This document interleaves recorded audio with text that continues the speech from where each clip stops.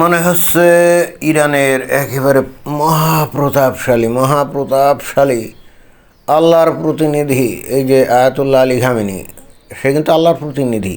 কারণ Islamic Republic of ইরানের একেবারে সর্বোচ্চ ধর্মীয় নেতা, এবং এই ইরানে তারা তো ইসলামী শাসন কায়েম করছে, আর ইসলামটা আসছে কার থেকে? আল্লাহর কাছ থেকে। এবং ইসলামী শাসন ক্ষমতায় অধিষ্ঠিত হবে কে? আল্লাহর প্রতিনিধি, নবীর প্রতিনিধি। এবং সেই প্রতিনিধি কিন্তু এই যে আয়াতুল্লাহ আলী খামেনি, এবং যে কারণে সে কিন্তু তার কোনো কাজের জন্যে সে কিন্তু ইরানিয়ান পার্লামেন্ট অথবা ইরানিয়ান জনগণ কারো কাছে কিন্তু দায়বদ্ধ করতে রাজি না, এবং সে কিন্তু কৈফিয়ত দিতে রাজি না। এটা কি আপনারা জানেন? সে কিন্তু ইরানের সমস্ত রকম আইন কানুনের ঊর্ধ্বে। সে শুধুমাত্র কৈফিয়ত দিবে আল্লাহর কাছে। এবং যেহেতু এই ইহজগতে আল্লাহর সাথে তো আর যোগাযোগ করে এত কোনো কৈফিয়ত দেওয়া সম্ভব না, এই জন্যে সে তার ইহজীবনে এই যে ইরানের যত আকাম কুকাম অকারেন্স, হত্যা, নির্যাতন, গণহত্যা, নিপীড়ন, দমন যা কিছু করছে, আপনারা কি মনে করেন যে এর জন্যে সে ন্যূনতম অনুতপ্ত? জি না। এর প্রত্যেকটা ঘটনায় সে কিন্তু ঘটিয়েছে কি? ইরানে কি নামে সে ঘটিয়েছে? আল্লাহর নামে। অর্থাৎ এই যে মনে করেন যে মাসা আমিনি 2 বছর আগে ও যে হিজাব খুলে রাস্তায় চলাচল করছিল, তারপরে তাকে যে পিটিয়ে মারা হলো থানায়। কেন মারা হলো? কারণ সে ইসলামের অবমাননা করেছিল। এই হেতু তাকে পিটিয়ে মারাতে যারা মারছে তারা কিন্তু একটু অনুতপ্ত না। আর এই যে এই আয়াতুল্লাহ আলী খামেনি, সেও কিন্তু অনুতপ্ত না। সে এখানে বুঝতে হবে, বাইরের লোকের কাছে আপনাদের কাছে মনে হচ্ছে এটা না জানি কত বড় নির্যাতন, না জানি কত বড় অমানবিক একটা বর্বর কর্মকাণ্ড, তাই না? কিন্তু এদের কাছে তো এটা তো নির্যাতনও না, অমানবিক কর্মকাণ্ডও না। এদের কাছে এটা হলো আল্লাহকে খুশি করার একটা কার্যক্রম, এবং একই সঙ্গে আল্লাহ এবং নবীর বিধানকে এরা যে কঠোরভাবে বাস্তবায়ন করছে, বিষয়টা কিন্তু সেটা। যেমন 1450 বছর আগে যেটা বলা হয় ইসলামের ট্রেডিশনাল যে হিস্ট্রি, সেখানে কি বলা হয়? সেই হিস্ট্রিতে বলা হচ্ছে যে সেখানে নবী মদিনাতে একটা ইসলামী শাসন কায়েম করছিলেন। তো ভালো কথা, সেই মদিনার ইসলামী শাসনের প্রধান কে ছিলেন? স্বয়ং নবী নিজে, তাই তো? এবং স্বয়ং নবী নিজে উনি নিজেকে কার প্রতিনিধি মনে করতেন? আল্লাহর প্রতিনিধি মনে করতেন। এবং এই হেতু উনার যাবতীয় কর্মকাণ্ডের জন্য উনি কিন্তু ওই যে তার অধীনস্থ কোনো লোকজন অথবা তার জনগণ, তাদের কাছে উনি কিন্তু দায়বদ্ধ করতেন না। উনি কিন্তু তাদের কাছে কৈফিয়ত দিতেন না, উনি কৈফিয়ত দিতেন কিন্তু আল্লাহর কাছে। এবং ইসলামী শাসনের ধারণাটাই এরকম। আধুনিক যুগে মানে অমুসলিম তো বটেই, এমনকি খোদ মুসলমানরাও কিন্তু এই বিষয়টা জানে না। ইসলামী শাসনে যে বা যারা ক্ষমতায় থাকবে তারা কিন্তু সমস্ত রকম আলোচনা সমালোচনার ঊর্ধ্বে। এই যে যেমন ধরেন যে এখন এই যে এই আফগানিস্তানে, তাই না, সেখানে যে ইসলামী শাসন প্রতিষ্ঠিত, সেখানে যে বা যারা ওই মনে করেন যে তাদের যে প্রধানমন্ত্রী আছেন আখুন্দজাদা, সে কিন্তু সমস্ত রকম দায়বদ্ধতার ঊর্ধ্বে। কারণ সে নিজেকে মনে করে he is appointed by almighty Allah, and he is the representation of Almighty Allah in the face of the earth. এটাই তারা মনে করে, and that's why they are above all the rules, and nobody can criticize them, nobody can accuse them for their deeds. একেবারেই অসম্ভব। ইরানে কিন্তু সেটাই কিন্তু ছিল। এর আগে আয়াতুল্লাহ রহুল্লাহ খোমেনি 1979 সালে ইসলামী বিপ্লব ঘটিয়ে এখানে ইসলামী শাসন কায়েম করছিল। He was also above all the rules, above all the accusations for his dates, and same for Ayatollah Ali Khamenei. He is above all the rules, all the accusations against him. ইসলামী শাসনের মূল সমস্যাটা কিন্তু শুরু হয় এখান থেকেই। কারণ যত যাই বলা হোক না কেন, সে তো হিউম্যান বিইং, তাই না? এই যে যেমন আয়াতুল্লাহ আলী খামেনি, সে ব্যক্তিগতভাবে হয়তো অনেস্ট, সে হয়তো দুর্নীতির সাথে জড়িত না, এবং আমি নিশ্চিত এরপরে আয়াতুল্লাহ আলী খামেনি যদি মনে করেন যে বিপ্লব ঘটে এবং অতি সত্বর এদের পতন ঘটে, এবং এ যদি ধরা পড়ে, যদি রাশিয়াতে পালিয়ে যাওয়ার সুযোগ না পায়, এখানেই যদি সে ধরা পড়ে, তাহলে আমি একেবারে 100% গ্যারান্টি দিয়ে বলতে পারি এর বিরুদ্ধে কোনো রকম কোনো দুর্নীতির কোনো অভিযোগ পাওয়া যাবে না। এবং সে যে কোনো তসরুপ করছে অর্থাৎ ফিনান্সিয়ালি যে কোনো ক্রাইম করছে এইটা কিন্তু কোনোভাবেই এর এগেনস্টে কিন্তু প্রমাণ করা যাবে না। একেবারে 100% অনেস্ট, আমি কিন্তু এটাই বিশ্বাস করি। তাহলে সমস্যাটা কোথায়? একজন শাসক যে নাকি 100% অনেস্ট, ফ্রি ফ্রম করাপশান, এরকম ধরনের নেতাই তো আমরা সমাজে চাই, তাই না? কিন্তু মুশকিলটা হচ্ছে ভিন্নখানে। মুশকিলটা হচ্ছে সে যে ধরনের শাসন তার দেশে চালু করছিল এইটা কতটা বাস্তবসম্মত এবং যুক্তিসম্মত।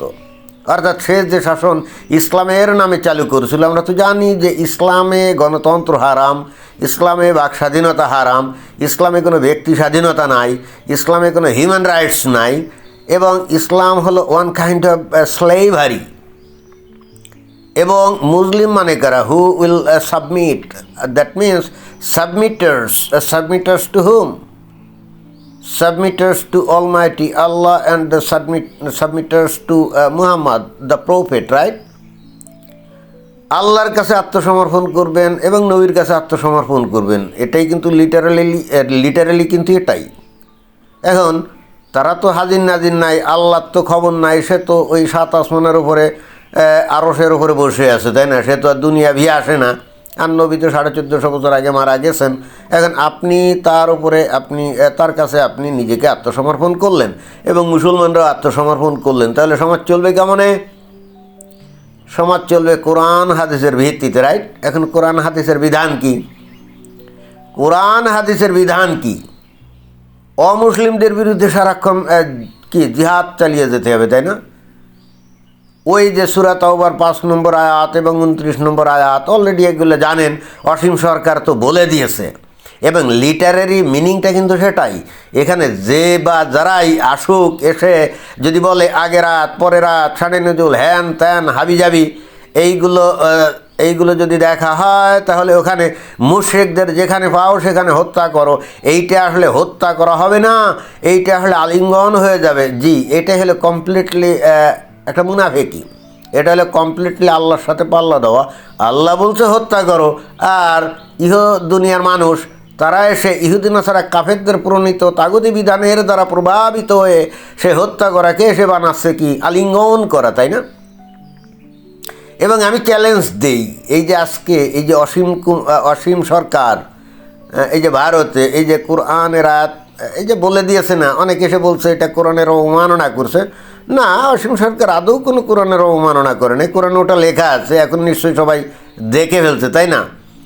ইন্টারেস্টিং ব্যাপার কি জানেন? এর যদি শানে নজুল আগে রাত পরে রাত সব পড়া হয় না, ওইটার অর্থ আরও স্ট্রং হয়। অর্থাৎ আসলেই যে দুনিয়ার সমস্ত অমুসলিমদের বিরুদ্ধে আসলে সারাক্ষণ এই যে মুসলমানরা যে জিহাদে লিপ্ত, এটা আরও বেশি প্রমাণিত হয়, যেটা কিন্তু হাদিসে পর্যন্ত আছে। এবং এই আয়াতগুলোর যদি তাফসির আপনারা দেখেন তাহলে দেখবেন যে ওই অসীম কুমার উকিল আসলে প্রকৃত সত্য বলতেই পারে নাই, মানে হাফ বলছে। প্রকৃত সত্য আরও কঠিন। এবং এই যে নবী হাদিসে বলছে এই আয়াতের ব্যাখ্যা কি, যতক্ষণ পর্যন্ত অমুসলিমরা ইসলাম কবুল না করবে ততক্ষণ পর্যন্ত তাদের বিরুদ্ধে জিহাদ করার জন্য আমাকে আদেশ করা হয়েছে, এটাই। And this is the final ruling, this is the final interpretations of সূরা তাওবাস আয়াত নাম্বার 5 and 29। এই বিষয়গুলো এই যে এখন ইরানে যে ঘটনাগুলো ঘটে যাচ্ছে, আন্দোলন করছে পাবলিক, এবং এখন আয়াতুল্লাহ আলী খামেনি ইসলামী শাসক সর্বা, তাই না? তো এই প্রসঙ্গে এই বিষয়গুলো কেন আসলো? এই কারণে আয়াতুল্লাহ আলী খামেনি এবং তার যে শাসক গোষ্ঠী তারা কিন্তু এই বিধানে বিশ্বাস করে, এবং এই বিধান অনুযায়ী গত প্রায় 45-46 বছর ধরে তারা ইরানে এভাবেই কিন্তু শাসন কার্য পরিচালনা করছে। এবং এই কারণেই বস্তুত এই ইরান নিজেদের দেশের জনগণের মানে অর্থনৈতিক অবস্থার দিকে খেয়াল না করে এরা কি করছে, ইরানের আশেপাশে সমস্ত জায়গায় যাতে ইসলামী শাসন চালু হয় সেই ব্যবস্থা করার জন্য তারা অকাতরে তাদের দেশের সম্পদ তারা কি ব্যয় করছে। ইরানের জনগণের উন্নতির জন্য তারা টাকা পয়সা খরচ না করে তারা টাকা পয়সা খরচ করেছে কোথায় জানেন? গাজার হামাসকে অস্ত্র দিয়ে সজ্জিত করা, তাদের প্রশিক্ষণ দেওয়া এবং তাদের টানেল তৈরি করার পিছনে খরচ করেছে কোথায়? খরচ করছে ওই লেবাননের হেজবুল্লাহদের সামরিকীকরণে বিলিয়ন বিলিয়ন ডলার খরচ করছে কোথায়? এই যে এখন পালিয়ে যাওয়া বাশার আল আসাদ, তাকে শক্তিশালী করার জন্যে এখন তো রাশিয়াতে চলে গেছে। কেন এই কাজগুলো করছে? কারণ ইসলামের দাবি তো ভাই এটাই। ইসলামের দাবি আপনি যে আপনার অঞ্চলের মধ্যে খালি ইসলামী শাসন তৈরি করে বসে থাকবেন তা না, কারণ তার বাইরে যে সমস্ত লোকজনরা অমুসলিম আছে, এবং খালি অমুসলিম না, অনেকে বলবে কেন এই যে বাশার আল আসাদ বা অমুক বা এই যে গাজা বা এই যে ইসরায়েল বা এই যে আশেপাশে যত দেশ আছে তারা কি অমুসলিম নাকি? এখানেই মানুষ ভুল করে ভাই। এই ইসের কাছে, এই যে ইরানের শিয়াদের কাছে, ওরা কিন্তু মুসলিম না। ইসলামে দুইটা বড় বিভাগ, তাই না? একটা হলো শিয়া আর একটা হলো সুন্নি। তা শিয়ারা সুন্নিদেরকে মুসলমান মনে করে না, আর সুন্নিরা শিয়াদেরকে মুসলমান মনে করে না। আবার এরা নিজেদেরকে প্রত্যেককে একমাত্র খাঁটি মুসলমান হিসাবে দাবি করে, বুঝছেন? ইন্টারেস্টিং ব্যাপার কিন্তু এখানে ওই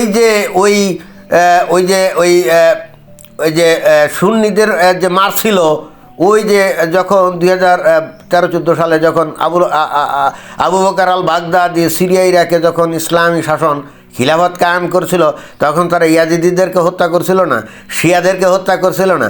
অনেকে দেখবেন এসে বলবে, হ্যাঁ ওরা যদি খাঁটি ইসলাম চালু করে তাহলে ওরা শিয়াদেরকে কেন হত্যা করলো, অর্থাৎ মুসলমানদেরকে কেন হত্যা করলো?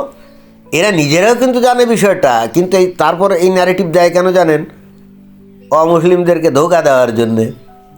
ওরা নিজেরাও জানে, যারা নাকি যুক্তি দেয় তারা নিজেরাও জানে আবু বকর আল বাগদাদি ছিল সুন্নি মুসলমান, শিয়াদেরকে সে হত্যা করতো বস্তুত মুনাফিক হিসাবে, কাফের হিসাবে। ক্লিয়ার?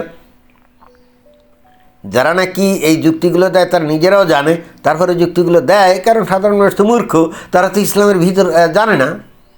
তো যাই হোক, এখন ইরানের দায়িত্ব ছিল কি আশেপাশে সমস্ত জায়গায় শিয়া ইসলাম চালু করা, তাই না?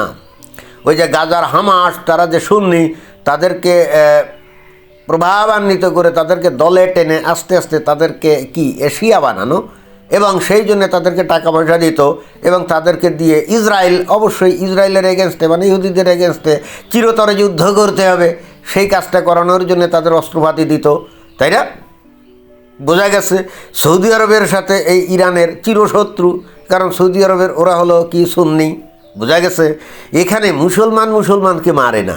এইটা হলো কমপ্লিটলি ডাহা মিথ্যা কথা। এইটা হলো অমুসলিমদেরকে ধোঁকা দেওয়ার যুক্তি। এই সৌদির সুন্নিরা এই ইরানের শিয়াদেরকে মুসলমান মনে করে না, মনে করে ইহুদি নাসারা কাফের। আর এই ইরানের শিয়ারা সৌদি আরবের মুসলমানদেরকে মুসলমান মনে করে না, মনে করে তারা মুনাফিক কাফের। আপনাদেরকে এই মূল ফর্মুলাটা ভালো করে বুঝতে হবে। অনেকে এসে বলবে অমুকে যে মুসলমানদেরকে হত্যা করে আবার কি করে দাবি করে যে তারা মুসলমান, যেমন আইএস মুসলমানদেরকে হত্যা করে কি করে তারা দাবি করে মুসলমান। 1971 সালে বাংলাদেশে পাকিস্তানিরা বাংলাদেশের মুসলমানদেরকে হত্যা করে কি করে তারা দাবি করে তারা মুসলমান। এই জিনিসগুলো আসলে আপনারা বুঝেন না। এরা কেউই মুসলমানদেরকে হত্যা করে না। 1971 সালে যে যারা নাকি স্বাধীনতার বা মুক্তিযুদ্ধের পক্ষে ছিল তাদেরকে কিন্তু মুনাফিক হিসেবে আখ্যায়িত করা হয়েছিল, বুঝছেন?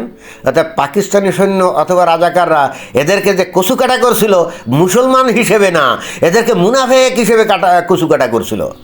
মুসলমান হিসেবে মুসলমানকে কেউ হত্যা করে না। এতগুলো কথা এই কারণে বললাম, আপনি যদি পৃথিবীর কোনো দেশে ইসলামী শাসন কায়েম করেন তাহলেও কিন্তু মানে তারা তো অবশ্যই অমুসলিমদের বিরুদ্ধে সারাক্ষণ জিহাদে লিপ্ত থাকবে, এবং একবার যদি সব অমুসলিম নিহত হয়ে যায় বা ইসলাম কবুল করে, তখন শুরু হবে কি জানেন?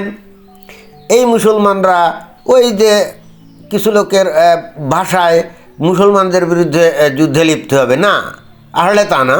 তখন শিয়ারা সুন্নিদের বিরুদ্ধে, সুন্নিরা শিয়াদের বিরুদ্ধে যুদ্ধে লিপ্ত হবে, বুঝছেন? এখন ধরেন যে যুক্তির খাতিরে বা তর্কের খাতিরে যদি ধরি যে সুন্নিরা সারা পৃথিবীতে ইসলাম কায়েম করে ফেললো ধরেন, তাহলে কি পৃথিবীতে শান্তি আসবে? জি না। কারণ সুন্নিদের মধ্যে আবার বিভিন্ন মাযহাব আছে না, হানাফি, হামলি, শাফি, মালিকি, এরকম আছে না? এইবার এরা নিজেদের মধ্যে যুদ্ধ শুরু করবে, বুঝছেন? এখন ধরেন যে হানাফি ইসলাম সারা পৃথিবীতে প্রতিষ্ঠিত হয়ে গেল, তাহলে কি শান্তি আসবে? জি না। এ হানাফিদের মধ্যে আছে আবার পীরপন্থী, তাবলিগপন্থী, জামায়াত ইসলাম, বোঝেন নাই? পীরপন্থী, জামায়াত ইসলাম, তাবলিগি, হেফাজতি, এবার বোঝা গেছে? এইবার মারামারি শুরু করবে এরা। What's the conclusion of this discussion? The discussion যেটা আমি এখন করলাম, right? What's the conclusion of it? The conclusion is Islam can't establish peace in the society ever, quite impossible. Iran যেমন পারে নাই, ওই আফগানিস্তানে ওই তালেবানরাও পারবে না। এবং ইন্টারেস্টিং ব্যাপার কি জানেন? কথিত ইসলামের যে গোল্ডেন এজ, যেটাকে বলা হয় যে খোলাফায়ে রাশিদিন, ওই যে আবু বকর, ওমর, ওসমান, আলী, তারাও কি তাদের সমাজে শান্তি প্রতিষ্ঠা করতে পারছিল নাকি? জি না। This is quite impossible. কারণ Islam itself a doctrine which only can create chaos, not peace. Thank you.